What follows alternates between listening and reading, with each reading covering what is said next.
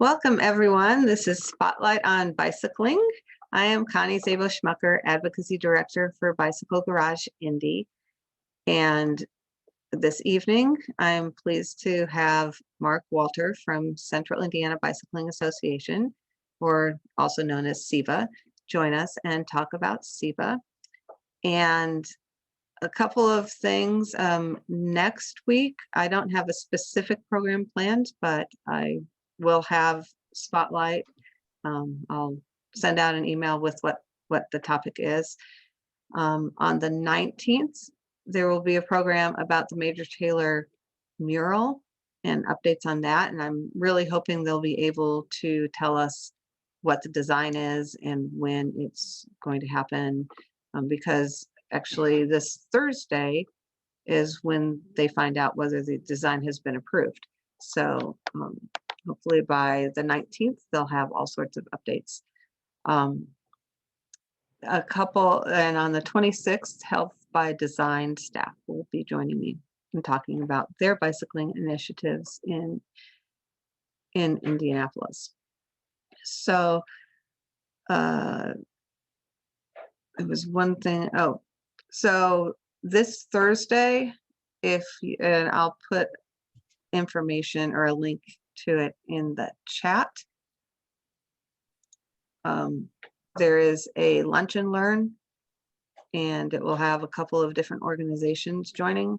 So CIBA being one of them, and I think Black Girls Do Bike and Freewheeling Community Bikes, and I forget who else, but that's from 12 to 1, and that also will be recorded. So if you register for that, you'll get a link to the recording as well.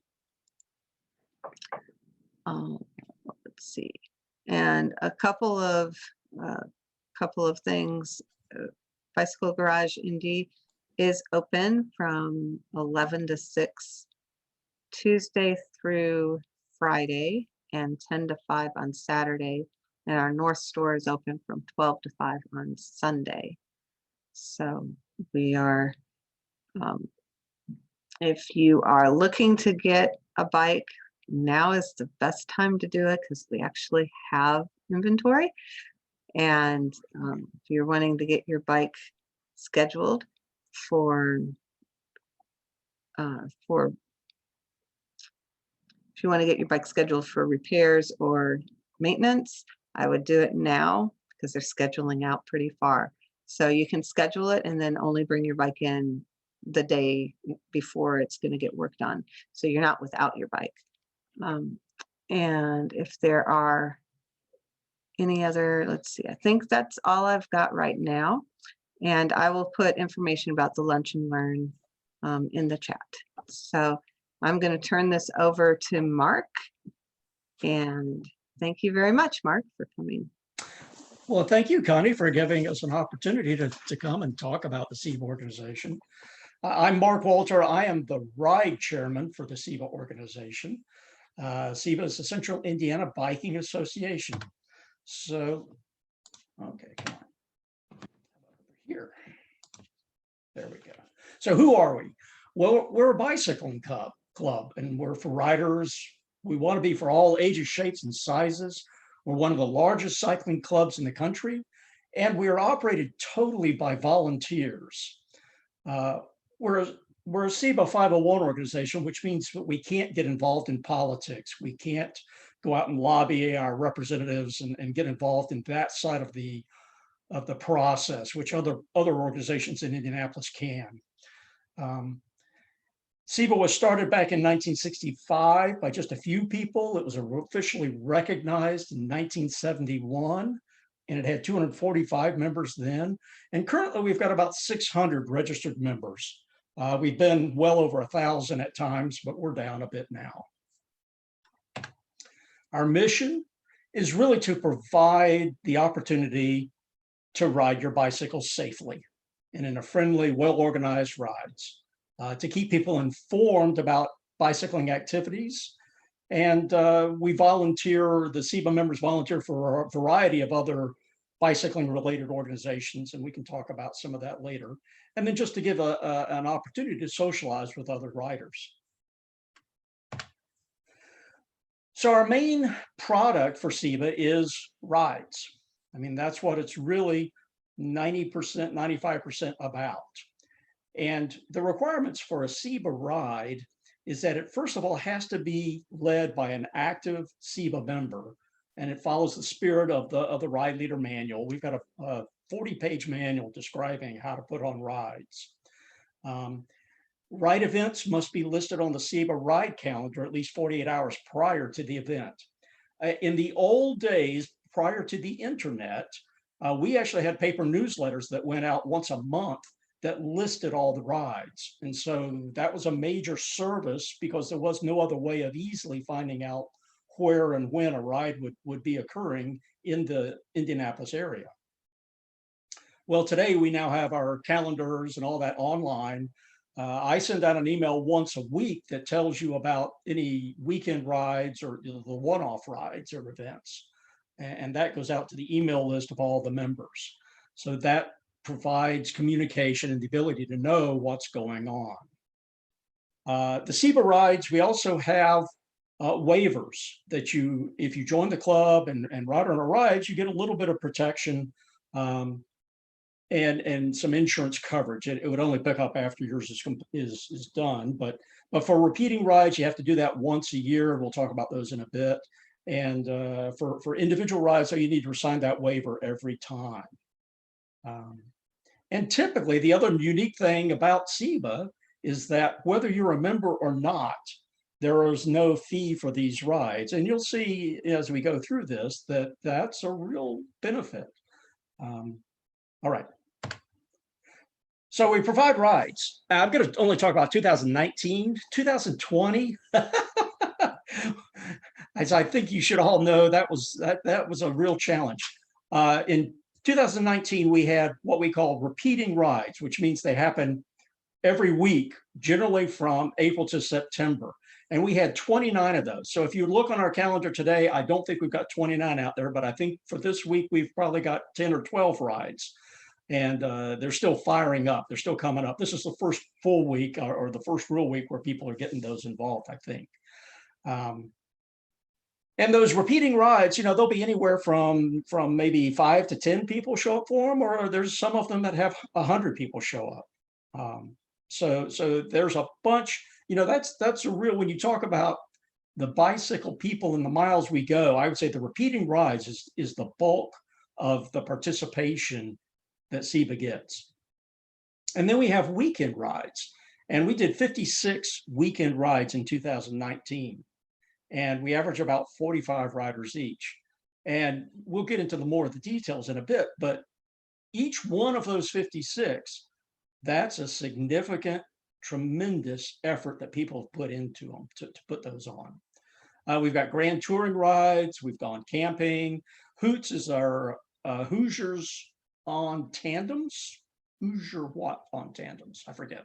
But it's the tandem bicycle club. And so they have a bunch of rides. So weekend holiday rides is the thing that we're probably the best known for. These are fully supported rides, and we'll get down, and the rest of these things kind of describes what fully supported means. But there's rest stops along the route that you'll have food and snacks and maybe a bathroom stop place.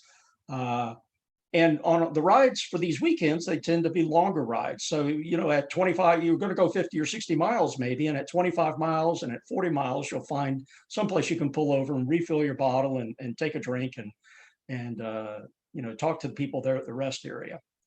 They're always marked with Dan Henrys. And if you don't know what a Dan Henry is, if you've ever been out, driving your car and you see these circles in the pavement with a line sticking out of them, or other symbols with lines sticking out of them, those are actually marks in the pavement that we've gone out and painted on the pavement to show you the direction of where to go on the ride.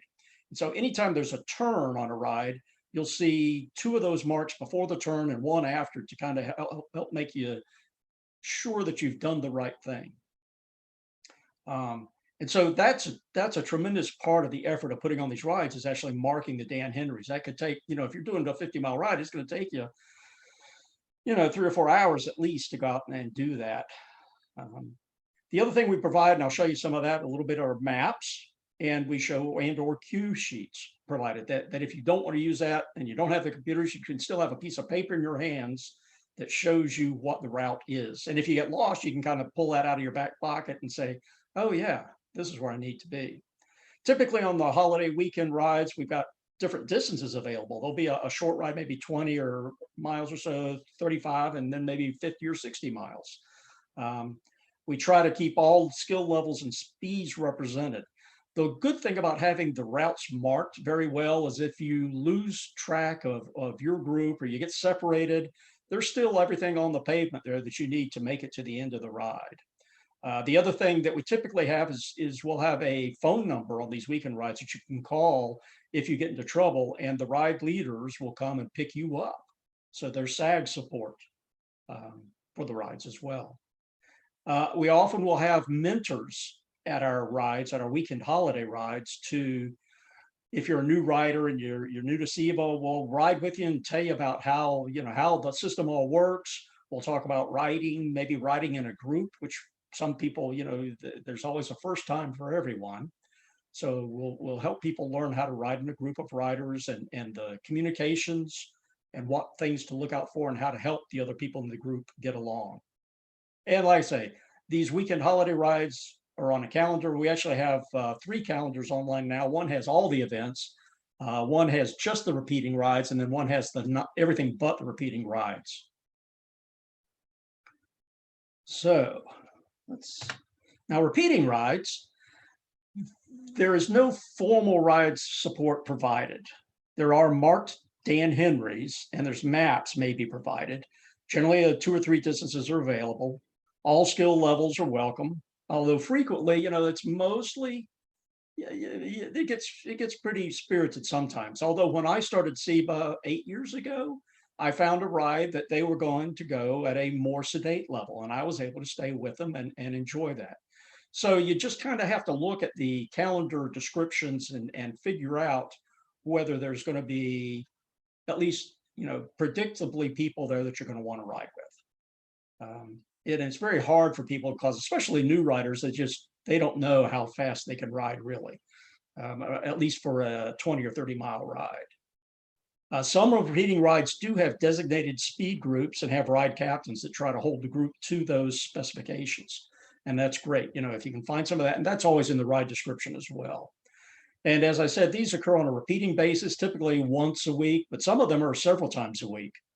And then some of our breakfast rides and other rides may be repeating rides as well. We've got one that goes out of Westfield that's on Saturday morning, at least it was. I don't know that it's on the calendar yet, that would try to go to breakfast. Now, last year they kept skipping breakfast because they had to, but hopefully breakfast will be back on the calendar there. And there again, this is all on the calendar.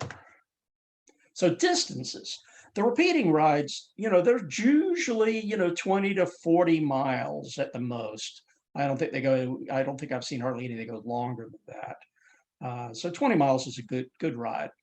On the weekend, we've got, these are the percentages there you see to the left of the guys on the rides that have signed up to do those distances.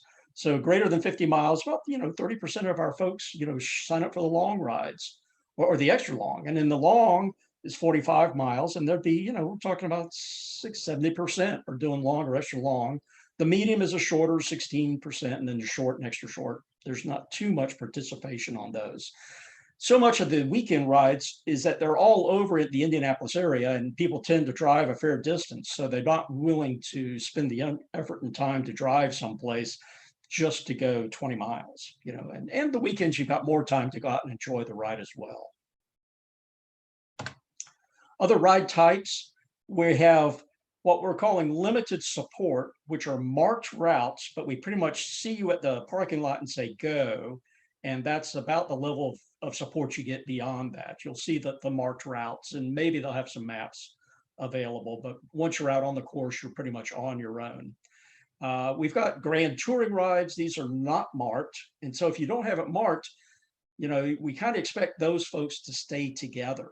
The group stays together, because if it's not marked, maybe you've got a map in your back pocket, but So they stay together generally and go together. Grand Sport is the same kind of concept. It's more about cooperative riding and hitting a pace, but keeping the group together. There's Hoots, which is the tandem bikes. We've had camping rides. I've gone on one or two of those. Like I say, breakfast and dinner rides. I know there's a dinner ride that was last year was going out of Carmel and go 10 miles up the road and eat some dinner and come back. So it wasn't a real long ride. The Westville ride is about a 40-mile ride on Saturday morning, but you stop after 10 or 15 miles and eat breakfast. So you're well fueled. We've had a limited number of family rides where we try to keep the course very short, or at least have those short options and stay off of the main drags. We've got a little bit of mountain biking and a little bit of an instructional rides. Okay. So ride information, what kind of stuff do you get? If you look on the right-hand side, that is a calendar or something that comes off of our calendar system. So you've got the name, location, the date and the time, the ride links. Are there groups going to be available? Description of route and support. Ride with GPS links, and I'll show you a little bit more information about that. And ride leader contact information. So for example, on Wednesday, there's a chance of rain. So maybe you'd call the ride leader up and say, hey, are we really going to go or not? Typically for the rides, if there's really, unless it's really a pretty high chance of rain, we generally show up at the parking lot and decide there when and how far we're going to go. Here's the kind of maps you might get out of Ride with GPS. The maps on the left there with the miles and the turns. And then there's a step-by-step instruction there on the right, which is also generally provided. So generally you'll get a map on one side and the turn instructions on the right. And so hopefully you don't get too lost. I know I have missed turns myself in the past and ended 3 miles out in the country. So if you go more than about 2 miles without seeing a mark, you're probably off the course, because we try to at least keep a mark every mile or so on our marked routes. So among some of the other events we do is that CIBA is actually the owner and sponsor of the Hilly 100. And so this is a once a year event that happens typically in October. And the actual dates depends on when IU football is playing. So we dodge the IU football schedule. And so sometimes that's put us late in the month, and sometimes it's early in the month. And the challenge there is weather, because you can have some really beautiful days and you can have some not so beautiful days. But Saturday, we call it the Hilly 100. It's a 2-day event. And so it's about 50 miles on 2 days with about 3,000 feet of climbing each day. And there's a short course option now as well that gets around a little bit faster. This is put on at the school complex there in Ellettsville, and we have a bicycle marketplace. We have bicycle vendors show up with all their stuff. On each of the days, there's 3 rest stops with food. One of the 3 is lunch, which is always wonderful chicken and all sorts of other good stuff to eat. We have entertainment, live bands at all the rest stops. And the last couple of years, we've had about 1,700 participants. This has also been running for more than 50 years. So it's just an amazing history behind the Hilly 100. Another event we put on is something called the Night Ride. And if you haven't done that, that is a lot of fun. The ride starts at 11 p.m. in downtown Indianapolis, and then goes out past the Children's Museum, Butler University, Hinkle Fieldhouse, Newfield, IUPUI Monument Circle, and comes back. It's only about 20 miles. We try to make it a full day event if you want to. There's a Saturday morning CIBA bicycle ride. There's a dinner ride early in the evening to go out and eat dinner someplace. There's t-shirts, rest stops at Butler University. There's a contest for how many lights you could put on your bike, and so there's always a lot of fun with that. I've seen people put things in their spokes that make patterns as they're going down the road, and so those are all really neat. There's giveaways, and after you get back to the starting point, there's pizza and soda and things like that for you. We're planning to do a virtual night ride this year to help keep the night ride name alive, but we're not going to actually run the ride. We're not to the point yet where we think we can do that. but planning for 2022 to be back in full force. This ride normally occurs in June. Okay. We also put on something called the CIBA swap meet. So this is generally in February when it's really cold out and you can't ride anyway. And so you can see the map there on the left and a picture on the right is that we've got a whole bunch of tables that if you're a CIBA member, you get to come, and I think for a very nominal fee, like $5, you can come and put all your stuff on the table and sell it to anybody who shows up. And then around the outside, we typically have bigger vendors come in from all over within 500 miles of Indianapolis to sell things as well. So that's a big deal. It takes, it's a Saturday in February usually. We have a website, and we have all this information on it. We've got calendars. We've got the CIBA newsletter has been a thing we do every month or so to give some news out. There are ride maps here. We typically have an incentive program. In the past, we've done 500 miles in May. I think we're talking about doing that again this year. In the past, it's been that it had to be a CIBA ride to count for your 500. So that made it a little bit more challenging. You couldn't just go out and ride. You had to be on a CIBA ride. But that may be relaxed this year since we're not going to have as many CIBA rides on the calendar. There's a lot of informational stuff here, training and instructions. We have a CIBA store with CIBA branded merchandise. And there's a links page to a lot of other bicycling related internet information.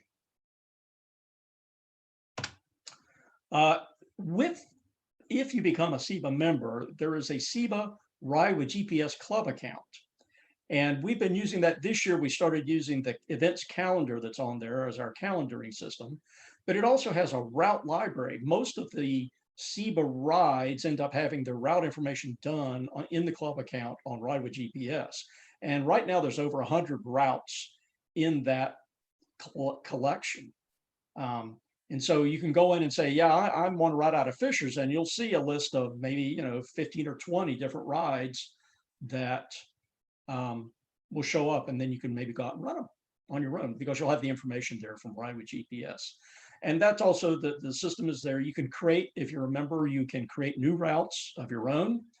You can print cue sheets and maps. And the whole system is once you've got that route in there, you can integrate it with your phone or bicycle computer. So there's a Ride with GPS phone application. And if you install that and within that, and once you're joined into the CIBA club, you'll see the CIBA events coming up this week on your phone.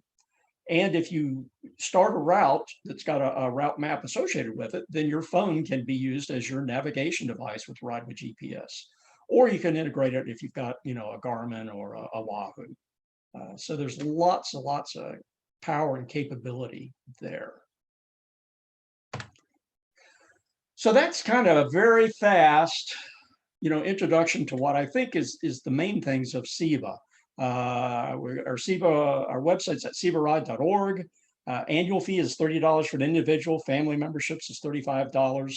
This money goes to support the organization. We've got a Strava CIBA group, and if you're not a CIBA member, I don't let you into that. Ride with GPS Club access. If you are a member, you get the ability to create your accounts and do more things with it. And then we get weekly emails with rides and events. Let's see. So, are there questions? I know I went through a lot. There was a lot of stuff there. It went through really fast. So what else would you like to know about?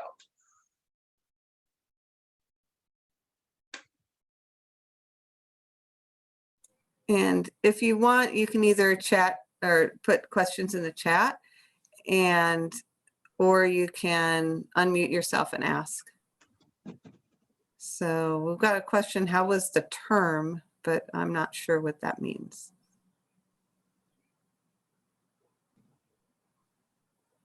Oh, how was the term created? I don't know. That's a really old. I can answer that one. So go ahead. There's a real person by the name of Dan Henry. I don't know that he's still alive, but he would lead bike rides for his local either Boy Scout group or local club. And he would put these markings on the road and they started calling them Dan Henry's marks, and then it got shortened to Dan Henry's. And he was a very interesting person. He would go to bicycle events and ride his bike on rollers and do a striptease while he was riding on rollers. Wow. But yes, he's a real person. So it's kind of interesting to see or to hear it. But that's why they're called Dan Henry's. I think he was from Ohio. But he created them so other people didn't get lost.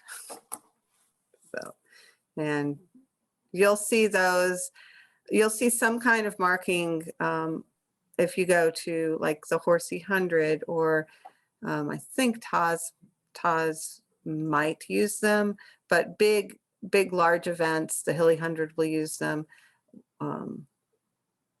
as well as CIBA rides, and it's mainly to help people not get off the route.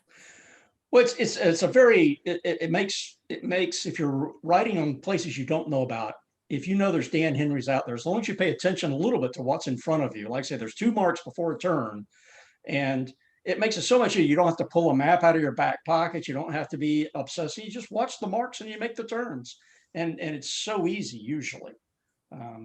So it makes it very comfortable to be out in places you haven't been before. Yeah, my husband and I lead Grand Touring rides out of Columbus, Indiana, and we don't mark our rides because we try and keep people together. And the local club in Columbus marks their routes, and so often people will follow the Dan Henry. We tell them not to follow the route because they'll end up at somebody's house, or so, it won't be the route that we gave them on the maps that we gave them. But anyway, you'll see them often if you go out and where rides have been led. One of the tricky things is if there's lots of different rides that are using the same roads, you have to either put a date or put a different color or something so that people can follow the correct route. We recommend, using symbols. I run a ride that's out someplace and I use an M instead of a circle, and then put a line off of that. There's lots of ways you can do it, but yeah, you just have to be, that's part of being the ride leader, marking the route, is making sure that the things that are out there, what's out there, and don't have duplicates. Yeah, so I was wondering how many of the folks on here are CIBA members currently. I recognize a couple names, but so you just go ahead and type in the chat whether you are or not. Just Or curious. raise your hand. Yeah, I don't know. or raise your hand. Just one, or everybody else is not saying.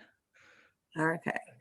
And then how many, go ahead and raise your hand if you have done, we do have a couple.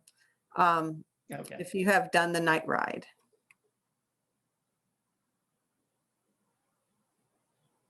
I know some people here have done the night ride. Yeah, Ron.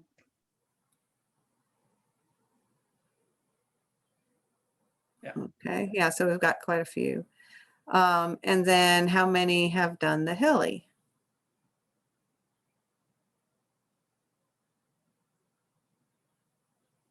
Or the Hilly 100, I guess I should say. Yeah. Yeah, a couple of people. Maybe. Yeah. Yeah, so Doug's even volunteered. Thank you, Doug. Okay. I've been involved with the night ride since its beginning in 1994, but I've only ridden it once. But I have ridden the Hilly every year since 1988. So I haven't missed the Hilly. Well, there was one year I missed it because I was injured, but that was the only year. But my husband has done it every single year.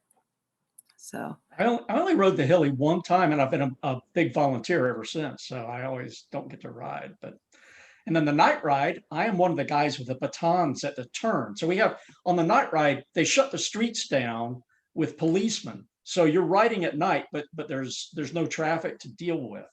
And as you come around the turns, there's somebody, with a baton telling you to turn. There's a policeman stopping traffic, and then there's a volunteer with a baton making sure you make the turn. And so I've been one of those guys. And we typically ride out to get to our positions and then ride back in after the last rider goes by. And so that's always kind of interesting, though, because we don't have anybody guiding us as we're doing that. So, and it's dark and 11 o'clock at night, and the police really aren't necessarily on the site yet. And one time we got to we were going to go through the cemetery, and the gates were locked. And so we're sitting there trying to get the gates. And I think they unlocked them about the same time the ride started. So we had to really rush along to get there. But it's a lot of fun.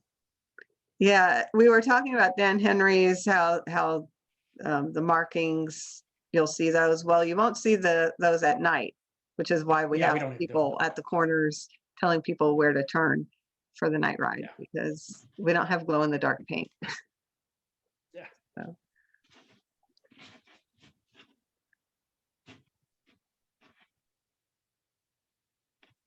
I don't know that I would consider the Ironman easier than the Hilly. Shouldn't be. Yeah, I have seen people do the Hilly that haven't ridden more than 100 miles. Now, I don't know that they enjoyed the Hilly, but I saw them out at the. And they probably walked up at least one of the hills. But, yeah, having low gears is really pretty critical for doing the Hilly and enjoying it and being able to. Yeah. I have a bike that has really low gears, so we go on very steep hills a lot on our tandem and also on our single bikes, and I have never walked any hills in the Hilly either. Don't say that. I have really low gears. I mean, we can go 5 miles an hour up a 20% climb, and yeah. So anyway. Amy said you moved from Columbus. Is that Columbus, Indiana, or Columbus, Ohio? Indiana. Yeah. I love riding west of Columbus, in western Bartholomew and eastern Brown County. So I know that part very well. A good hotel to stay for at the Hilly. Unfortunately, at this point, they're probably all taken. But you might be able to get some rooms at McCormick's Creek State Park still. They also have camping outside the school, and you can also sleep in the school, inside the school with a sleeping bag, at the Hilly. There are a couple times when I couldn't get a hotel room, we usually try and get a cabin at McCormick's Creek, but that's a little tricky. But it's a hour-ish drive, hour and a half, depending on which way you go, to get to the Hilly or to Ellettsville. It's northwest of Bloomington, yeah. And actually, how my husband and I have gone, because we stay at McCormick's Creek, but we've gone on 70 to, I think it's 39 or 231 or 39 that goes in, that heads south into Spencer and then come back into Ellettsville from the west. And that gets away from the I-69, 37 construction and a lot of the IU traffic as well.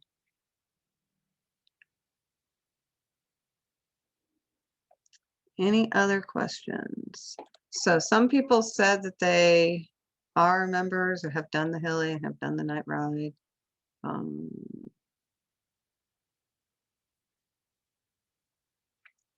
And let's see. Don't think I've seen any additional questions. So if we don't have any more questions, I'm going to go ahead and say thank you for joining us, and look for an email for what the mystery topic is for next week. And hopefully we'll see you